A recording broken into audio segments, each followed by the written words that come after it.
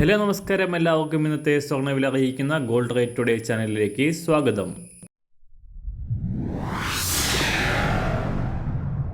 ഇന്നത്തെ സ്വർണ്ണവിലയിലേക്ക് കടക്കുന്നതിന് മുൻപായി എല്ലാ ദിവസവും സ്വർണ്ണവിലയും വെള്ളിവിലയും സ്വർണ്ണത്തെ സംബന്ധിച്ച് കൂടുതൽ വിവരങ്ങളും യഥാസമയം ലഭിക്കാനായി സ്ക്രീനിൽ വലതുവശത്ത് കാണുന്ന ചുവന്ന നിറത്തിലുള്ള സബ്സ്ക്രൈബ് ബട്ടൺ അമർത്തിയതിനു ശേഷം തൊട്ടടുത്ത് കാണുന്ന ബെൽ ബട്ടൺ കൂടെ അമർത്തി തുടർന്ന് വരുന്ന ഓപ്ഷൻസിൽ ഓൾ എന്ന് സെലക്ട് ചെയ്യുക. വീഡിയോ ഇഷ്ടമായാൽ ഒരു ലൈക്ക് നൽകാനും നിങ്ങളുടെ നിർദ്ദേശങ്ങൾ കമൻറ്റ് ചെയ്യാനും കൂടെ ശ്രദ്ധിക്കുക. ഇന്ന് 2024 നവംബർ മാസം 30-ാം തീയതി, വൃശ്ചിക മാസം 15-ാം തീയതി, ശനിയാഴ്ച, സമയം രാവിലെ 6 മണി. ആഗോളതലത്തിൽ സ്വർണ്ണവില വലിയ ചാഞ്ചാട്ടങ്ങളിലൂടെ കടന്നുപോയിക്കൊണ്ടിരിക്കുകയാണ്. ഈ മാസം ആരംഭിക്കുമ്പോൾ 2786 എന്ന സർവകാല റെക്കോർഡ് വിലയായിരുന്ന അന്താരാഷ്ട്ര സ്വർണ്ണവില വലിയ തകർച്ചയിലൂടെയും ഉയർച്ചയിലൂടെയും കടന്നുപോയി.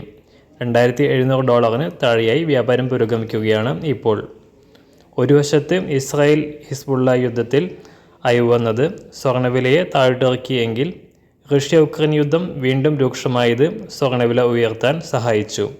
അതോടൊപ്പം US ഫെഡറൽ ബാങ്കിൻ്റെ സാമ്പത്തിക നയങ്ങളും US ഡോളർ മൂല്യത്തിൽ തകർച്ചയുണ്ടാക്കുകയും സ്വർണത്തിന് വില ഉയരാൻ കാരണമാവുകയും ചെയ്തു.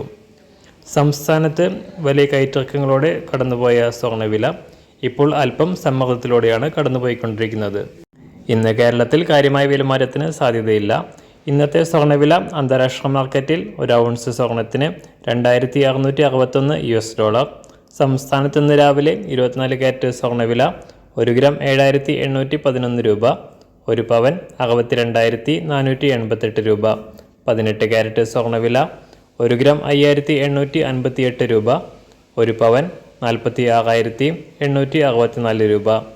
സംസ്ഥാനത്ത് ഇന്ന് രാവിലെ 916 സ്വർണ്ണവില 1 ഗ്രാം 7160 രൂപ, 1 പവൻ 57,280 രൂപ.